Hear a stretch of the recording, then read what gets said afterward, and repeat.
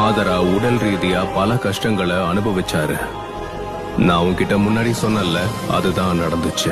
அதை அதிகமா பயன்படுத்த அதோட திறனை இழந்துரும். கடைசியா கண்ணு தெரியாம மொத்தமும் இருளா மாறிடும்.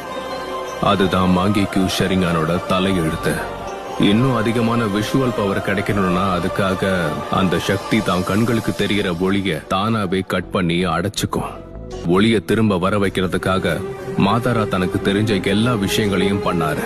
ஆனா எதுவுமே வேலை செய்யல. ஒரு பக்கம் விரக்தியோட உச்சத்துக்கே போனாரு. ஆனா மாங்கிக்யூ ஷரிங்கான் மேல இருந்த அதிக ஆசையிலையும் வெளிச்சம் வேணும்னு இருந்த வெறியிலையும் என்ன மன்னிச்சிர.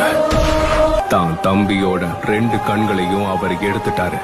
அதுக்கப்புறம் மாதாராவுக்கு புது வெளிச்சம் கிடைச்சது. அதுக்கப்புறம் அவர் கண்ல இருந்து அந்த ஒளி கடைசி வரைக்கும் போகவே இல்லை. சாகா